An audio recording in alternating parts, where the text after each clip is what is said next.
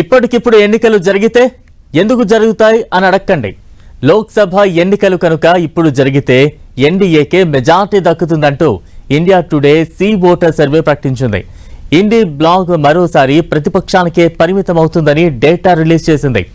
అయితే పనిలో పనిగా ప్రధానమంత్రి పదవికి ఎవరిని ఎంపిక చేసుకుంటారనే ప్రశ్నకు మోదీ, రాహుల్తో పాటు తమిళనాడు సీఎం విజయ్ని కూడా ఎంచుకున్నారని చెప్పడమే హైలైట్ గా చెప్పాలి. దీంతో ఇండియా టుడే సి ఓటర్ సర్వేలోని అంశాలపై జనంలో జోరుగా చర్చలు ప్రారంభమయ్యాయి.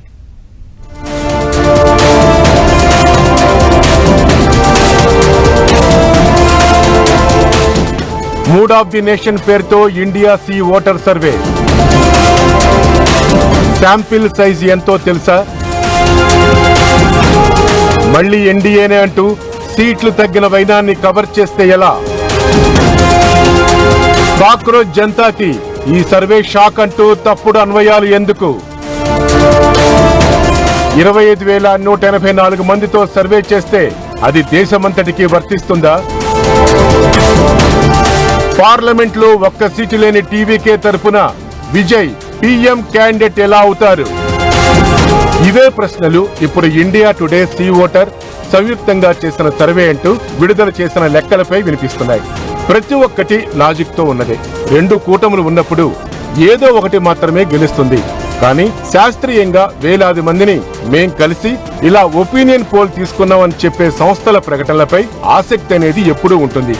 ఆ కోవలోనే India Today mood of the nation పేరుతో రిలీజ్ అయిన నంబర్లపై ఇప్పుడు జోరుగా చర్చలు నడుస్తున్నాయి. ముందుగా ఈ సంస్థ తీసుకున్న ప్రమాణాలు చూస్తే ఈ ఏడాది జూలై 1, ఆగస్టు 25 మధ్య మొత్తం 25,184 మందితో సర్వే నిర్వహించినట్లు ఇండియా టుడే తెలిపింది. అంతేకాదు మరో 91,000 మందికి పైగా వ్యక్తుల అభిప్రాయాలను లెక్కించినట్లు చెప్పింది.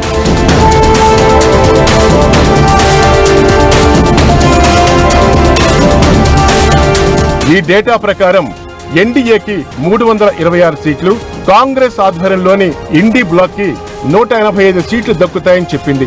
ఈ జనవరిలో ఇదే సంస్థ mood of the nation survey నిర్వహించి అప్పటికి 352 సీట్ల అంచనా కాగా 26 సీట్లు తగ్గినట్లు చెబుతోంది. మరోవైపు ఇండి బ్లాక్ లోని కాంగ్రెస్ 103 సీట్లు గెలుస్తుందని చెప్పుకొచ్చింది. ఇక ప్రధానమంత్రిగా ఎవరిని ఎంచుకుంటారు అనే ప్రశ్నకు సర్వేలో పాల్గొన్న వారిలో 48.7% మంది మోడీకి మద్దతిచ్చారు. కాంగ్రెస్ అగ్రనేత రాహుల్ గాంధీకి 27.1% మాత్రమే మద్దతు దక్కింది. ఆ తర్వాత టీవీకే అధినేత తమిళనాడు సీఎం విజయ్ కి 9% సపోర్ట్ గా నిలిచారు.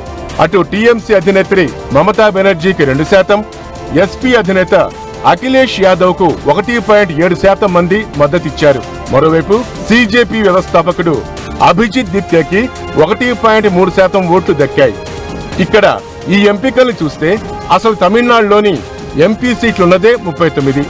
అందులో మొత్తం గెలుచుకున్న విజయ్ ప్రధానమంత్రి కాలేరు. అన్ని కూటములు కూలిపై కొత్త కూటమికి ఆయన నాయకత్వం వహిస్తే తప్ప. అలాగైనా కూడా మొత్తం సర్వేలో పాల్గొన్నది 25,000 మంది పై చిల్లరైతే వారిలో తమిళనాడుకు చెందిన వారే ఈ ఛాయిస్ తీసుకున్నారు అనుకోవాలి.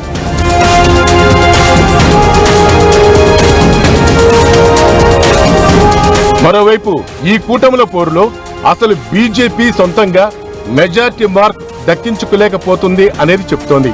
అయినా కూడా అంతా ఎన్డీఏ వైపే మొగ్గు చూపుతున్నారని చెప్పడం తప్పుడు అన్వయం. 2024లోనే బీజేపీకి 240 సీట్లు రాగా ఇప్పుడు ఈ అర్ధాంతరపు సర్వేలో కేవలం 260కే పరిమితం అవుతారని చెప్తోంది. అలానే రెండు కూటములే 511 సీట్లు సాధించేటట్లయితే మరి ప్రస్తుతం ప్రతిపక్షాలుగా ఉన్న వైఎస్ఆర్సీపీ, టీఆర్ఎస్, బీజు జనతాదళ్, ఏఐడీఎంకే పరిస్థితి ఏంటి? ఎందుకంటే ఎన్డీఏ ఇండి బ్లాక్ గెలుచుకుంటాయని చెప్తున్న సీట్లు పోగా మిగిలింది ఇక 31 మాత్రమే. అంటే ఈ 4 పార్టీలు కలిపి కేవలం ఈ 31 సీట్లలోనే గెలుపొందుతాయని చెప్పుకోవాలి. అలాగే తృణమూల్ కాంగ్రెస్, ఆమ్ ఆద్మీ పార్టీలు ఇంకా ఇండియా బ్లాక్ లోనే పోటీకి దిగుతాయనే గ్యారంటీ ఏంటి? ఇవన్నీ ఈ డేటా రిలీజ్ కాగానే వ్యక్తమవుతున్న అభిప్రాయాలు. అయితే ఈ ఒపీనియన్ పోల్ సర్వేలు అన్ని కూడా ఇప్పటికిప్పుడు ఎన్నికలు జరిగితే అనే కండిషన్ బట్టి ఉంటాయి కాబట్టి రాజకీయంగా చర్చల కోసమని సర్దుకుపోవాల్సిందే.